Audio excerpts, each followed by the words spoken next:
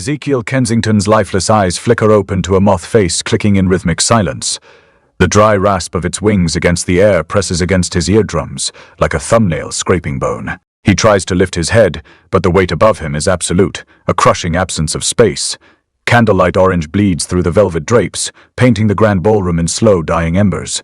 The air tastes of beeswax and old blood thick enough to choke on. He remembers the ballroom fuffundi, its high ceilings, the marble floor polished smooth by centuries of feet.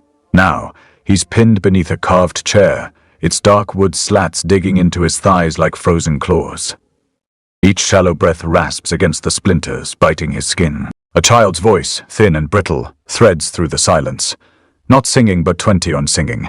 A lullaby played backward, its discordant notes, scraping like a rusty hinge on raw nerve. Dadali, ma. The sound vibrates in his chest cavity, a physical pressure. He forces his eyes open wider, ignoring the fire in his legs. The moth is gone. In its place, a stray cat pads forward, its fur the deep, blood-mottled velvet of the drapes. Its eyes shift to crimson one moment, azure the next to VT, and the shifting sends a jolt through his mind. Fragmented phrases bloom directly inside his skull. Tavath, the bone singer, the well, not words, but the fuchifi of dead tongues, the ghost of syllables long forgotten. The cat's gaze holds him unblinking as the backward lullaby twists higher, the Fudali, and now a needle scraping his spine. He tries to push up to throw the chair off, but his hands sink into the cold, polished marble beneath him. The effort only drives the chair's legs deeper. A sharp, wet footy crunch echoes in his own body as the wood splinters against his femur. He feels the sting of blood, coppery and sharp, on his tongue. The cat leans closer, its breath a cold whisper against his ear. The phrase shifts, Fortin. The algorithm hungers. The air thickens further, saturated with dread. He sees it then tumpi, a cluster of flies, impossibly still, circling a single point above the chair's leg, tracing invisible patterns in the candlelight. They don't buzz, they fufimu. A vibration felt more than heard, like the deep thrum of a plucked string inside his skull. The backward lullaby surges, the futia, becoming a shriek trapped in a bottle. The cat's eyes flare, crimson blazing, then snap to azure, the shift sharp as glass. The sequence is complete. 40, the thought slams into him, not his own, but the cat's projection fuvi. The incubator requires the host. The chair's legs grind deeper, the splinters tearing through fabric, biting into the flesh of his calves. The marble beneath him feels unnaturally cold, leaching the warmth from his bones. The candle flames gutter, casting monstrous, leaping shadows that seem to writhe with the cat's shifting eyes. The backward lullaby reaches its peak, a single sustained note that doesn't sound like sound but like the tearing of silk from bone. The cat's mouth opens slightly, revealing tiny needle-sharp teeth. The air itself seems to thin, to pull at his lungs. The chair's legs grind deeper into his skin as the backward lullaby crescendoed into a single, splintering note. The chair released me with a groan of protesting wood. Marble scraped against wood, a dry, brittle sigh that echoed in the cavernous ballroom. It wasn't a release precisely, more a sudden cessation of pressure. The weight hadn't lifted, it simply stopped beckon. My legs felt like shattered reeds, each movement a fresh wave of agony. The candlelight orange bled across the floor, a viscous tide reflecting the grotesque angles of the chair, the splintered wood a mockery of elegance. The cat watched, its crimson and azure eyes rotating slowly, like a broken compass needle seeking a non-existent north. I pushed myself upright, the movement sending a jolt of pain through my femur. The backward lullaby, that insidious unraveling of melody, seemed to intensify with each tremor, vibrating in the marrow of my bones. The silence outside was absolute, not the absence of sound, but an footy active silence, a void that pressed against my eardrums, a palpable weight. It felt deliberate. My gaze snagged on something beneath the velvet drapes, a book. Bound in leather the color of dried blood, it lay half hidden as if deliberately obscured. I lurched towards it, the marble floor cold and unforgiving beneath my bare feet. The air tasted of beeswax and something else, something acrid and unfamiliar like sun-bleached bone. Each step was a calculation of pain, a negotiation with the agony blooming in my leg. The book felt strangely warm to the touch, the leather yielding under my fingers. It opened with a dry, foody, papery rustle, a sound so fragile it seemed to shatter the oppressive silence. The script within wasn't script at all, not in any language I recognized. It writhed on the page, glyphs twisting and reforming like living things. I traced a finger across the surface, expecting resistance, but the symbols seemed to flow beneath my touch, leaving a residue like ink on wet vellum. The scent intensified 40-aged parchment, yes, but also something else, something metallic like the tang of old blood. As I watched, the glyphs began to shift again, rearranging themselves into something familiar, a fleeting impression of a language I'd once known, a forgotten dialect dredged from the deepest recesses of my memory. It was gone as quickly as it appeared, replaced by a new, equally alien configuration. The backward lullaby tightened its grip, a physical pressure in my chest, and I felt a strange detachment, as if I were observing this from outside my own body. Am I even seeing this? Or is this another layer of the sequence? And my fingers lingered on the cover, the leather strangely porous, as if absorbing something from my skin. A faint discoloration appeared on my fingertips, a dark, viscous stain that smelled faintly of copper. The cat's eyes narrowed, the azure deepening to an almost impenetrable black. The lullaby warped, the discordant notes now laced with a faint, guttural murmur, a resonance. The glyphs continued their frantic dance, blurring, merging, separating. I tried to focus to decipher, but the script felt predatory, probing my mind, searching for something. The air grew heavy, saturated with a sense of dread so profound it felt like a physical weight pressing down on me. The flies, those impossibly still insects, continued their silent orbit above the chair's leg, their humming a constant, unsettling presence. Then the script stopped. It coalesced, solidified. And there, in stark, undeniable clarity, spelled out in a language that tasted of copper and dust, were 3 words. Ezekiel Kensington. The cat moved before I did, its tail a whip of black silk, flicking against the marble in a rhythm that didn't match the backward lullaby. The air between us thickened, not with heat, but with something cold, a presence that coiled around my wrists like a living thing. My fingers twitched. The flies, always the flies, were already there, suspended in a tight, humming knot above the chair's splintered leg, not circling, not drifting, mapping. Their wings beat in unison, a high-pitched zez that vibrated through my teeth, through my fillings, through the marrow of my bones. The sound wasn't just heard, it was sunfelty, a pressure behind my eyes, a taste of copper on my tongue. I reached. The moment my fingers brushed the swarm, the cold hit, not like ice, but like the inside of a crypt in winter, the kind of cold that seeps into your lungs and stays there. My skin prickled, then burned. The flies didn't scatter. They shifted, their bodies rearranging midair into something solid, something twin-rung, a finger, not a human finger, too long, too smooth, the nails blackened like charred bone. It hung there, suspended, the knuckle joint bending at an angle that made my stomach lurch. The lullaby warped, the backward melody now layered with something wet, something twin-drowning, like voices singing through water. I jerked my hand back. My palm was already changing. Frost bloomed across my skin in jagged veins, spreading like ink in water. The blisters rose fast, 2 fast translucent sacs filled with something thick, something that twin-pulsed beneath the surface. The cat's eyes snapped to mine, crimson bleeding into azure in rapid succession, like a faulty lantern flickering between 2 states. 1, 2, 3. Each shift of its gaze was a countdown. The finger dissolved back into flies, their wings a blur of black and gold as they scattered, then reformed, then scattered again. The cold lingered, a phantom afterimage on my skin. I pressed my thumb to the nearest blister. It gave under pressure, a wet tipopito, and a thin stream of dark fluid oozed between my fingers. It smelled like wet earth after a storm, like the first breath you take when you've been buried too long. The lullaby twisted again, now laced with something guttural, something that wasn't singing anymore. It was swin-breathing. The cat's tail lashed. The flies coalesced once more, this time into something else. Not a finger, not a hand. A mouth, open and gaping, the lips split to the bone, the tongue a writhing thing of black and gold. The stench hit me then. Copper, iron, something fuddy alive and hungry. My blisters burst in succession, each one weeping that same thick, dark fluid pooling on the marble in slow, irregular droplets. The cat's eyes locked onto me. Azure, crimson, azure. The mouth in the air smiled. The cat's tail dragged a slow, deliberate line across the marble. So scratch, drag, scratch. Each motion carving a shallow trench in the stone, as if it were marking coordinates. I followed, my boots sinking into the dust, the scent of old blood and tallow thick in my throat.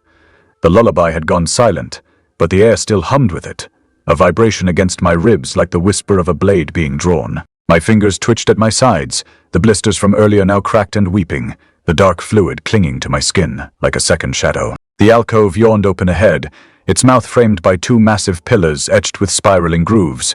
The taunts and not carvings, not drawings, but scarcy deep furrows where something had clawed its way out, or in the stone beneath my feet shifted, warm and alive, as if the floor itself were breathing. The walls pulsed, not with light, but with twin memory, the grooves flaring faintly in the candlelight, revealing scenes pressed into the rock, a woman screaming as her throat split open, a child's fingers curling into claws, a man's face melting into the shape of a mask. Each image flickered, then solidified, then flickered again, like a corrupted film reel running in reverse. I exhaled, the breath sour in my mouth. My predicted, exploited, asterisk the words echoed in my skull, not as thought, but as a physical force pressing against my temples. My hand, Pavi my god, my hand wasn't solid anymore. The fingers wavered at the edges, translucent as smoke, the bones visible through the skin like the ribs of a half-dissected specimen. I flexed them, and the light bent around them, warped as if I were looking through water. The cat's gaze locked onto mine. Azure, crimson, azure, its pupils dilating, contracting, like a lens adjusting focus. The symbols on the wall-tin moved, the grooves deepening, twisting into new shapes, a noose tightening around a neck, a knife sinking into flesh. My own face pressed into the stone, my mouth stretched into a silent scream. The lullaby returned, but this time it was layered with something else. Phenombaseed, whispered in a voice that wasn't a voice, but a vibration in the air, pressing against my eardrums. Asterisk 3 to 7, negative 11, negative 19, asterisk. The digits overlapping the melody, syncopated. Freed unpredictable pity. My vision blurred. The symbols shifted again, faster now. The scenes bleeding into one another, a crowd of faces, all watching, all waiting. The cat's tail lashed. The stone beneath my feet fracked freight, not with sound, but with pressure, a deep, resonant twin throng. That shook my teeth. My reflection in the wall wasn't mine, the figure staring back had hollow eyes, its mouth stitched shut with black thread. The numbers sped up, asterisk 23 to 31, negative 47, asterisk. And the image in the stone swing-chained T. It was me hanging from a rope, my tongue swollen, my fingers clawing at the air. The rope thuggin tightened. The symbols flared, the grooves burning into my skin like brands. My hand, for me God, my hand bod, my hand of. Wasn't he just translucent anymore? It was Swagon twin, the flesh peeling back in slow, deliberate sheets, revealing the bone beneath, the bone frin moving. The bone fringe shifting into the shape of the symbols pressed into the wall. I didn't scream, I didn't breathe. I just watched as a stone took me, as the algorithm Sivri wrote me, as the numbers whispered my end in a language older than sound. The ballroom floor as a corpse's skin stretched taut over rot, the waxed wood groaning beneath each step. My boot heels sink into the grain like teeth into flesh, the resistance want the sound a slow fulcher that climbs up my shin. The air thickens around me, not with humidity, but with the weight of something sun breathing. Not me. Something else. The pulse in my throat isn't mine. It's a drumbeat, a second heartbeat layered over my own. The rhythm jagged, hungry, like the cat's purr when it's half asleep, half waking. I press a hand to my sternum. The skin there ripples not with a pulse, but with something deeper, a current running just beneath. The candlelight flickers, but not from the wind. The flames twister, their orange tongues curling inward like dying things retracting from the cold. The book in my coat pocket, leather oil-stained, its spine cracked open, wind vibrates. Not with sound, but with pressure. The pages humming against my ribs like a swarm of trapped flies. I don't reach for it. I know what it does. It doesn't read. It unfolds. And once unfolded, it never refolds the same way twice. The mirror hangs ahead, its gilded frame warped like a wound. The glass isn't cracked. It's sweating teen. Beads of condensation slide down its surface, not from the heat, but from something twin weeping inside. I step closer. The reflection isn't me, it's the cat. Its eyes are solid crimson now, no blue left, no flicker, no hesitation. It stares back, unblinking, its mouth stretched too wide, the gums retreating from needle teeth that aren't there a second ago. My hand drifts toward the glass. The air between us sieving thickens sticky as syrup. and the reflection's mouth opens. A sound, not a sounder, a fruity pressure, fills my skull. The pulse in my throat fruity accelerates it. The rhythm no longer synced with my own, but with something older, something that remembers how to die. The glass siven shudders, not the frame. The surface sivi, the sweat on the mirror fivin mauve see, not downward, but tuvin inward. The condensation spiraling into the glass like a drain. The reflection's eyes narrow. The cats do the same. I press my palm flat against the cold. The glass doesn't break, it gypsy.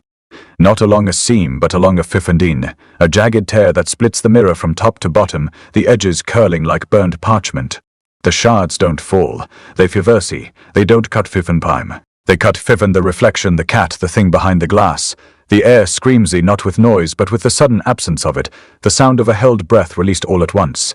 The shards inverted, the edges sealing shut, the tear stitched with something dark and glistening. The mirror through clears it, and there I am, not as I am, as I food was. My face is slack, the skin grey as wet clay.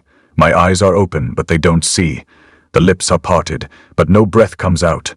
The pulse in my throat, gone new, not slow, not fading, erased. And the cat's reflection stands beside me, its fur matted with something black and thick, its mouth a lipless gash. It turns its head, its eyes crimson, solid, hungry, lock onto mine, and the pulse in my veins stops. Not mine, the cat's. The floorboards groan beneath my boots, each step pressing into the wood like a nail through rotten meat. The ballroom's air has thickened into something liquid, a syrup of candle grease and rust. And the shadows, oh, the shadows no longer cling to the walls. They timifying. Not like wind-blown smoke, not like flickering flame, but like things with joints and sinew, their edges unraveling into fingers that trace the ceiling in slow, deliberate arcs. The candles burn too bright now, their wax pools swollen with something dark, their wicks feeding on more than just tallow. The light isn't orange.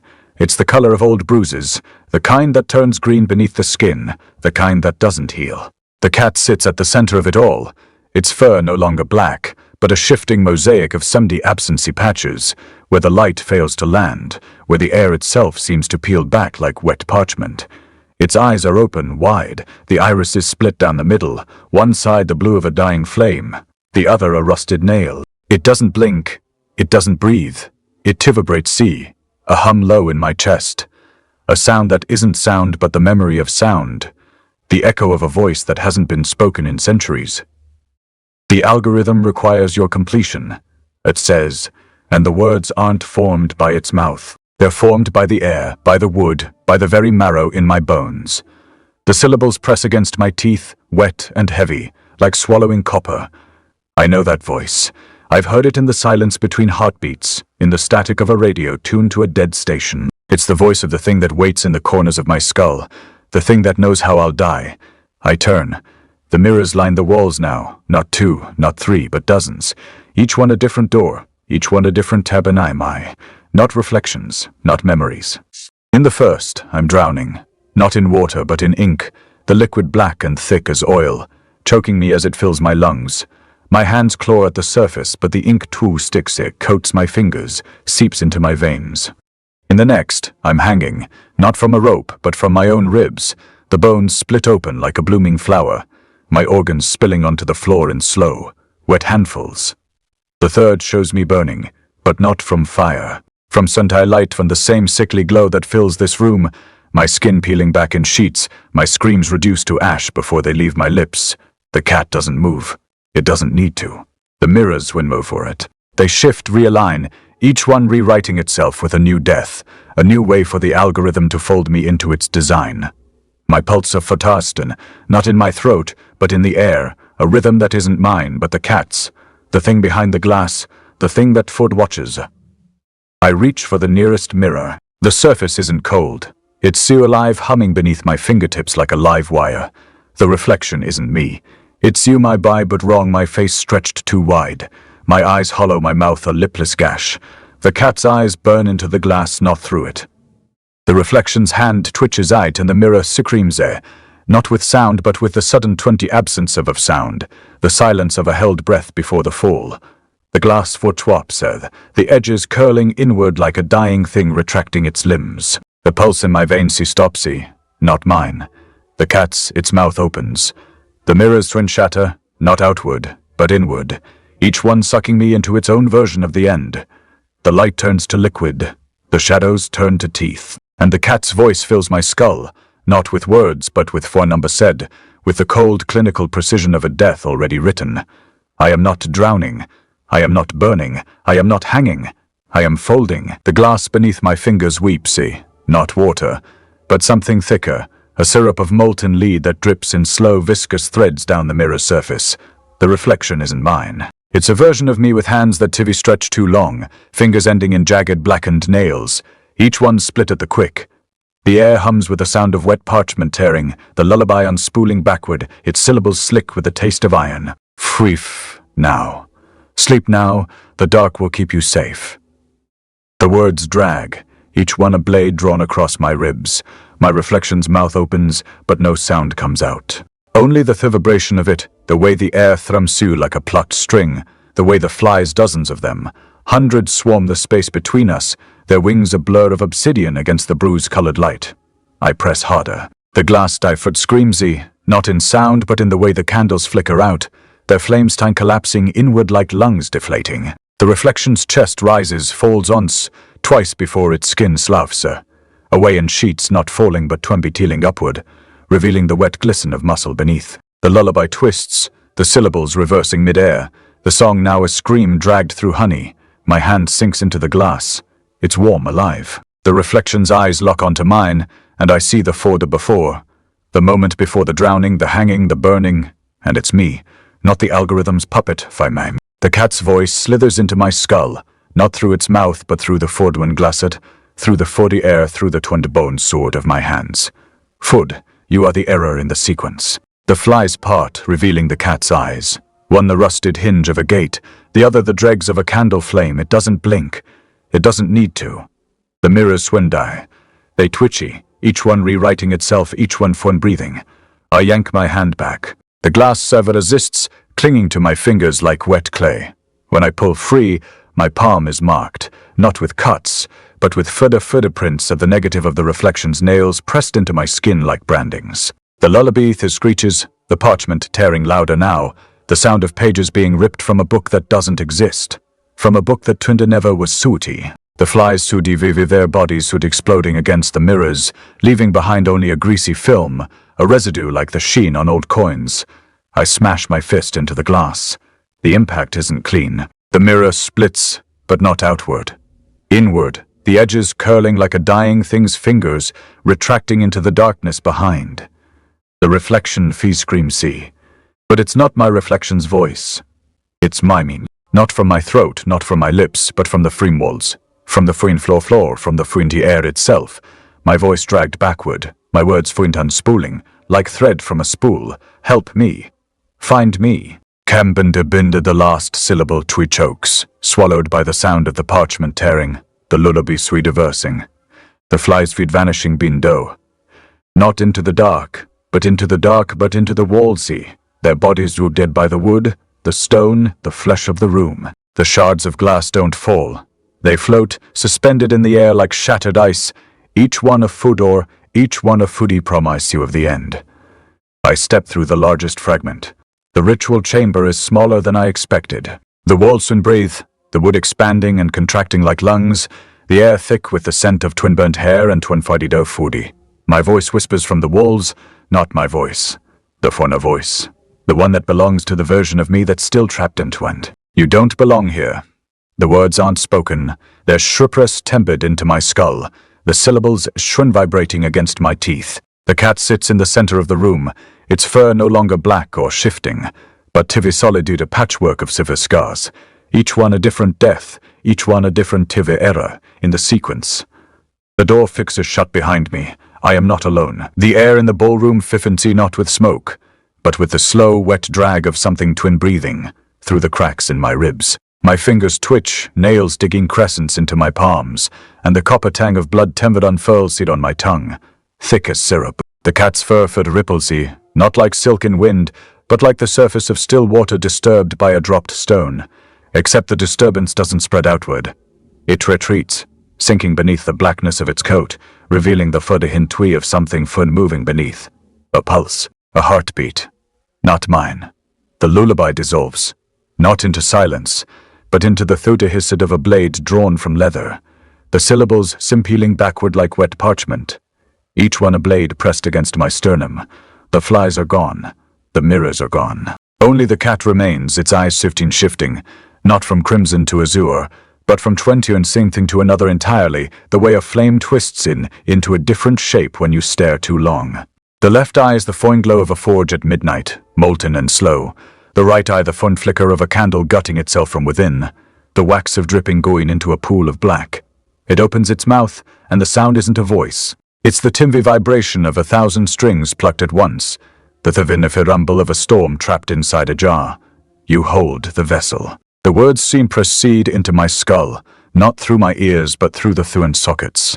Where my ears should be, the thuan asundi bones see of my jaw. The cat's tongue flicks out, not to lick, but to litre see the air between us, and the thwine texture of it is wrong. It's not fur, not muscle, not even twan skin. It's the fundy feel of a sudden tealing back, the thuddy sticky drag of a wound healing fundy backward. My joints windlockety not with pain, but with the pressure of something twunder stretching inside me, something twun preparing. My skin tightens in, the pores see clenching like a fist, and I taste gash again, the same bitter metallic flavor that lingers after a fire's been out for years. The breathing starts even seed when, me, not my breath, not the 40 huff of my lungs. A rhythm, slow and deliberate, the 40 now twit of a thing sleeping beneath my ribs.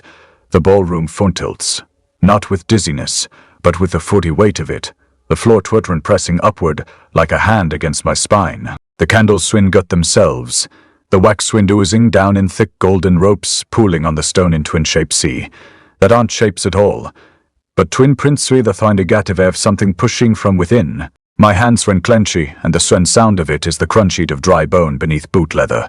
The cat's fur's potsy, not like silk, but like sweet water splitting around a stone, revealing the swin pulsoi beneath. A vein of light, not white, not gold, but the foofy color of a foofied wound in the dark, the sheen of a foofy she cut under candlelight. It tufid of his end, not with the fooded of a heart, but with the sigh of a foodor creaking open, the sizzlo drag of a foodor breath, being pulled from the earth. My skin sting, not with heat, not with cold, but with the footprick of a fooder needle, dragging across my nerve endings, and I know, not with my mind, but with the foot and marrow of my bones, that it's starting.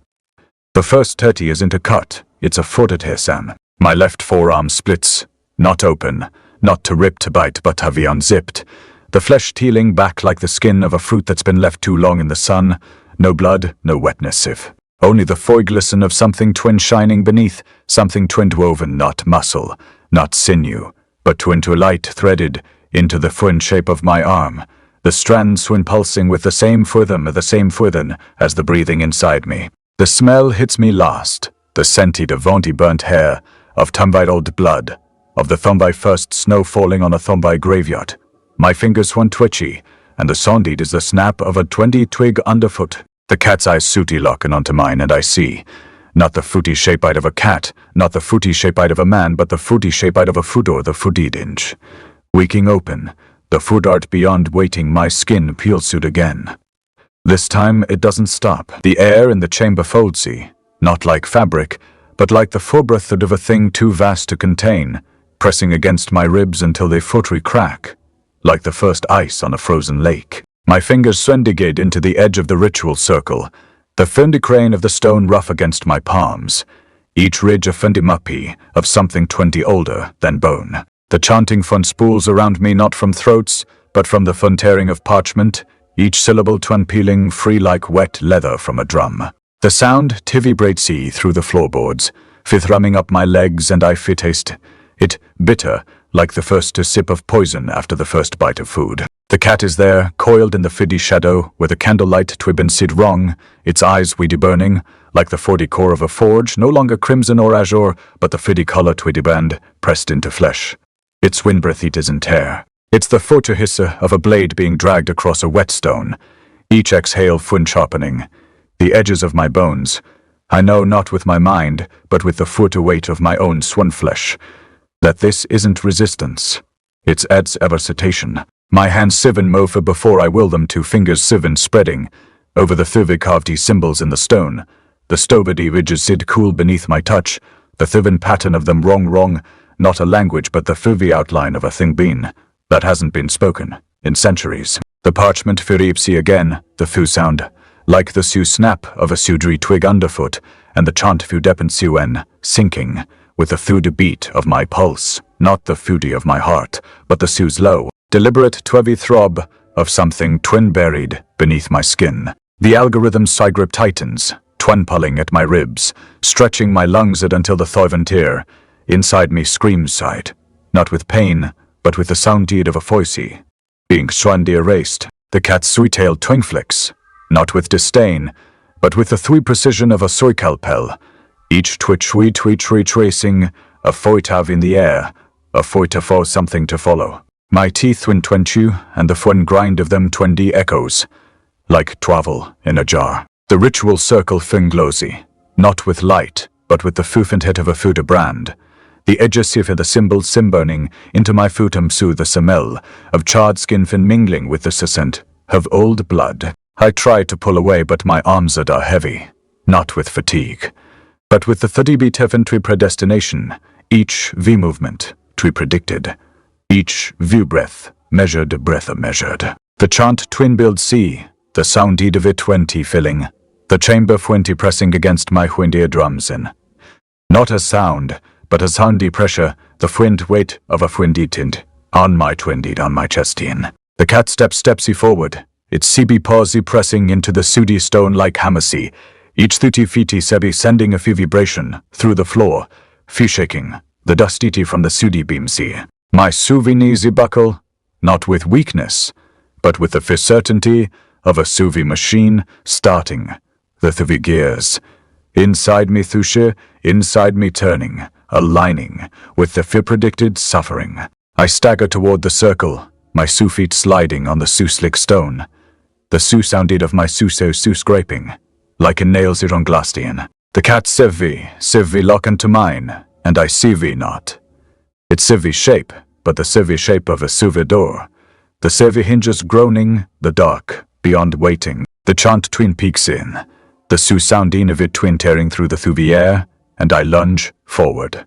My fingers su digging into the su stone, the symbols burning into my flesh. The floor quivzed, not with a forecrack, not with a snap, but with the sour's low to liberate to sigh of a forthing giving way.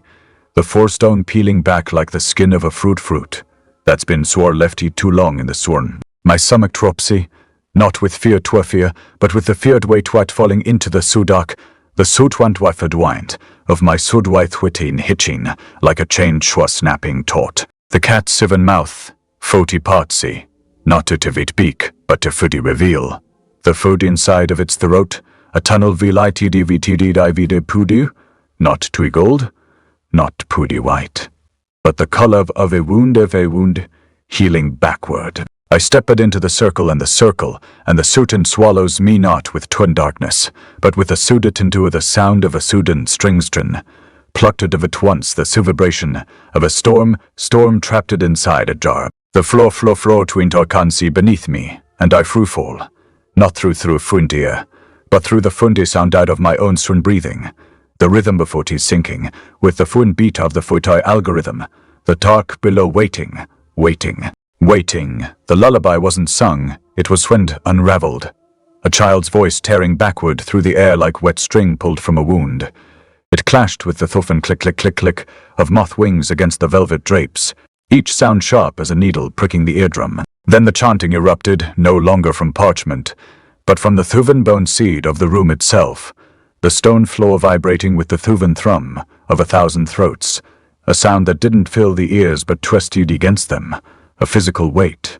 I felt it in my molars, a deep, grinding resonance that made my teeth ache. The cat stood motionless now, its eyes no longer burning but twitter shifting, the color of old blood on a stone slab, the hue of a wound that never closes.